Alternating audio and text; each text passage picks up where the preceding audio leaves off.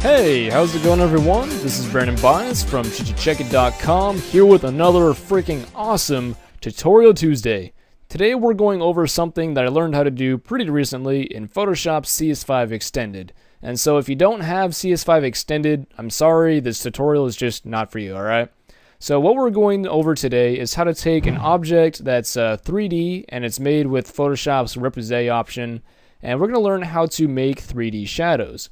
And yes, these shadows are actually 3D and they're made by using 3D lights rather than using the, what's it called, the drop shadow layer style. Yeah, we're not using that, so don't even think about it, alright?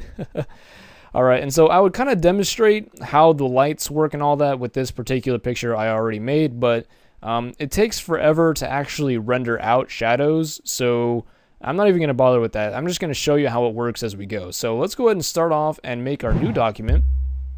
And so for demonstration purposes, I'm going to keep this at 1920 by 1080 so we can actually see everything that's kind of going on. But for those of you at home, I would stick with something a little lower resolution so that way it doesn't take forever for it to render for you. So maybe 1280 by 720 or maybe lower resolution, I don't know. Completely up to you. But I'm going to go with 1920 by 1080 and I'm going to set my background contents to white and we'll hit OK. And let's go ahead and zoom this up a little bit. And so with this layer, we're going to go ahead and double click that background layer and hit OK.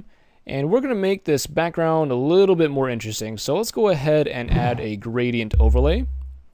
And so we'll go ahead and reverse that gradient and we'll put the style to radial and then amp up the size all the way up to 150% and change the opacity there to like, let's go 40% on that and we'll hit OK. And so now we've just got a nice, soft, like kind of like a metal-y looking look. I don't even know. Looking look. I swear, I'm so white. So anyway, let's go ahead and make our text. So I'm going to grab my text tool by hitting the letter T. And so the font that I'm using for this is Aller or Ailer. I don't even know. But anyway, I'm going to go ahead and put the link for that in the description. If I can find it, I don't remember where it's at. And so we'll keep the style with regular and we'll put the size to 700 points. And then this little dealio I have set to crisp, it doesn't even matter. And of course the color is black. So we'll go ahead and click somewhere and we'll put in a capital P with a lowercase s. And let's just go ahead and click and drag this a little more towards the middle, somewhere around there. And we'll hit that little check mark right there to confirm that. And so if these letters are a little further apart in terms of spacing, you're going to want to go to this little character menu over here. And if you don't have that, you can go to Window Character right there. And so you're going to want to set the AV to -80, and that'll just kind of squish the P and the S a little bit closer together, okay? So once you've got the AV set to -80, we can go ahead and get into making this into a 3D object. So the easiest way to go about doing this is to go to 3D, Repoussé, Text Layer. And so we'll just hit yes to rasterize that object. And in just a little bit, you'll see the Repoussé box come up. And so you're probably not going to see the 3D ground plane and the lights that I have activated. So you're going to want to turn those on. And to do that, you'll just go to this icon in the bottom left-hand corner of the Repoussé box and give that a click. And just click 3D ground plane and then go back and click the 3D light. And that will turn on the lights and the ground plane for you to see. So we'll go back to the actual extrusion on this and we'll change the depth to 0.5. And you know what, actually let's change that to 0.3. Make it a little more shallow there. And then we'll go to the height on the bevel and we'll change that to 8. And then we'll change the width of the bevel to 6. And then we'll go to the mesh quality right here and change that from draft to best. And so once you've got all of those settings, we'll hit OK. Come on, work with me here. There we go. And so obviously we didn't see a whole lot happen because, well, the entire thing is black. So to fix that, what we're going to do is go over here to the PS3D object and double click where it says PS. And so that will open up the rasterized PS text that we made earlier. And so we're going to want to give this maybe a bluish look, kind of similar to that in Photoshop icons. So I'm actually going to go and open up this Photoshop icon that I downloaded from Google. And so I'm going to zoom in on the bottom of this. Let's go right about there. And I'm going to click my foreground color and just kind of click on that dark shade of blue. hit OK. Then I'll zoom out, pan up, and zoom back in on the top right here. Click on my background color and sample that lighter blue right there. Not the really bright one, just this little, this one right here. And we'll hit OK. So now we've got the darker and lighter blue from that sampled as our foreground and background color. So now we can go ahead and go back to our PS text right here. And we'll go ahead and give that a gradient overlay. And you can just click the little drop down arrow and click that first icon to get that dark blue to light blue gradient and hit OK. And so once that's applied, just go ahead and save that with Control S or Command S if you're on a Mac. And once that's saved, you can just close out of that because we don't need it anymore. And so we'll go back. Hey, stop adding text, stupid thing. There we go. So anyway, go ahead and go back to the text. Oh, that's not the text that we're... Oh, wait, yeah, it is. I forgot that we just changed how that looked. All right, so anyway, there's one more thing that we're going to want to change with this text, and that's to go to the PS extrusion material and give that a double click. And so this is going to show up blank right now. That's okay. Just go ahead and fill that in with blue by hitting Alt Backspace, or let's see, it's a Command Delete if you're on a Mac. Actually, no, that would be Option Backspace, because Control and Command, those are the ones that alternate. So anyway, Option Backspace for you Mac users out there. And so now we're going to go ahead and actually add a gradient overlay on top of that. And so go ahead and click on that gradient right there to change it up. Double click. Hey, stupid Adobe Air, get out of the way, messing up my video. I don't like it when you do that. What's with this anyway? No, I don't want to update. What the freaking A? Go away. Cancel. Shoo. Gosh, I swear, Adobe sometimes. So anyway, distractions aside, go ahead and double click that white slider right there. And so we'll just go and sample our foreground color right there and hit OK. So that way we've got a black to dark blue gradient, and we'll hit OK. Hit OK again. And let's go ahead and save that once again with Control S or Command S if you're on a Mac. And once that's done saving, just go ahead and hit the little X on that to close it. And so that'll go ahead and finish up all of the adjustments that we have going on for the PS. Okay, so now that this looks all nice and pretty, we can go ahead and set this up to start casting our 3D shadows. So the way we're going to do that is by going over here and selecting our 3D Object Rotate tool. And we're going to click and drag upwards while holding Shift to kind of start spinning that. And so we're going to make that kind of flat-ish, maybe angled down just a little bit, because obviously 3D perspective, you know, just kind of changes that up a little bit. And so now we're going to go over here to our 3D scene menu, and if you don't have that, you can bring that up by going to Window 3D. And so now we're going to go to this right-hand arrow right here and give that a click, and click Snap Object to Ground Plane.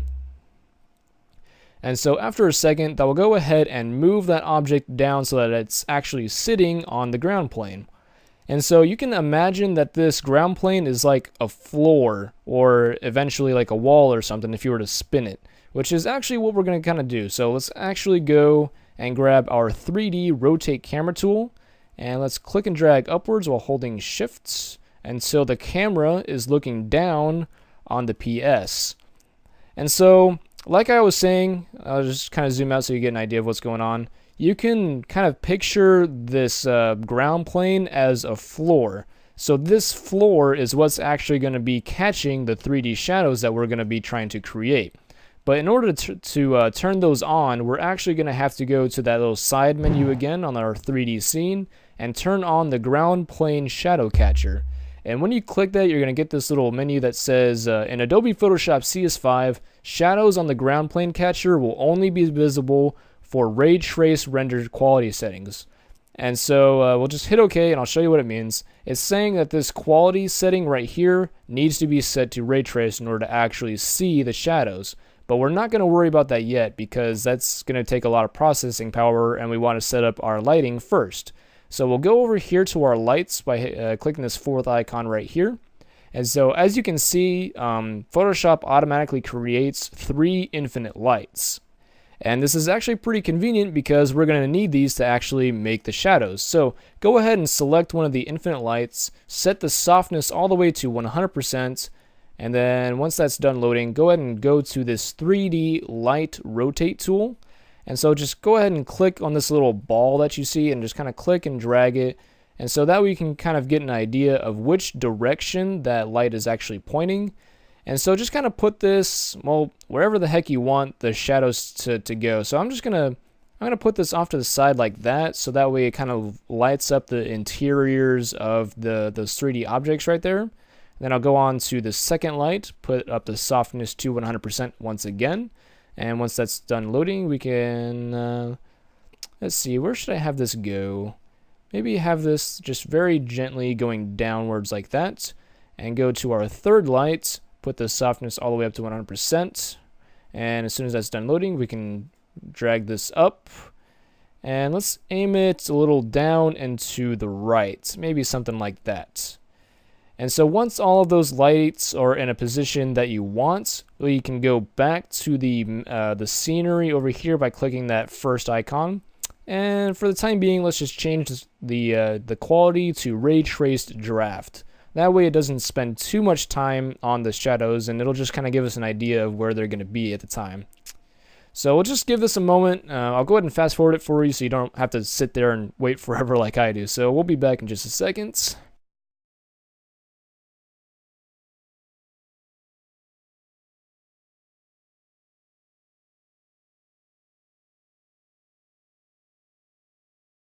Alright, so I just went ahead and kind of stopped it from loading. If you want to do that when you guys are doing your own things, if you want to interrupt that, what's it called, that render process, just kind of click on one of the menus or something, and that'll kind of interrupt it for you. And so I'll go to my move tool so we don't see all the grids and such. And so you can kind of get an idea of where all those shadows are being cast thanks to those 3D lights. And by judging where those are going, you can actually make adjustments to where your lights are. So I'll go back to my 3D scene, and let's go to the lights, and let's go to the light rotate tool. And so I kind of want to take this light right here and make it point a little more down. So I'm going to pull this up so that's pointing a little more down. And let's just kind of see where it's going now.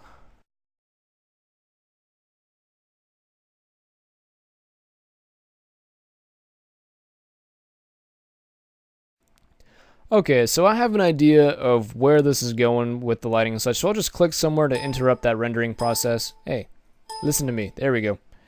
And so, I don't know. I actually kind of like where it is, except I kind of want to put this light a little more to the left, like so that's kind of casting downwards like that. I'm going to interrupt it again. Come on, stop. There we go. And now I'm actually going to go over here and grab our, let's get our 3D object slide tool. And I'm actually going to click and drag downwards to slide the PS object a little bit closer to the camera, and that also actually brings it up off of the ground plane. So now the shadows should show that there's kind of a gap between the floor and the words themselves. And so that's the general look that I was actually kind of going for, which is actually pretty nice. Alright, so I think we've actually kind of covered the idea of the direction of lights and that well enough. So once you're actually ready to render this in a final format so you can save it as a picture, go back to that 3D scene and change the quality to ray traced final. And just let that sit there for maybe, I don't know, it would probably be like a half hour or so at most. Well, actually, no, it actually depends on your actual computer and the size of the document you're working on. So it could be 10 minutes, could be 15 minutes, could be a whole hour or two before this thing's actually, worth looking at with the shadows, because obviously this is really grainy looking. But once it's at a point where you think it looks good, go ahead and click somewhere to interrupt it, because this thing will literally render for days on end, just going back over and tweaking it to make it look better. So just get it to a point where you think it looks good and interrupt it by clicking on a menu or something. And then once you're done, just go ahead and, file, save as a JPEG at, the highest quality possible. And so yeah, that's the general idea behind working with 3D objects and 3D lights to cast 3D shadows. So hopefully you guys learned something new from this tutorial. I think it's pretty cool in itself that you can actually cast 3D shadows in Photoshop. And so yeah, if you guys haven't already subscribed to us, please do. We love subscriptions. And please like this video if it helped you out, and share it with others that are using Photoshop if you so choose. And also, if you guys are Facebook junkies, please follow us, or not really follow us, come like us on Facebook or follow us on Twitter. And you can always just, join in that way. So, thank you guys for watching. I will go ahead and see you guys another time.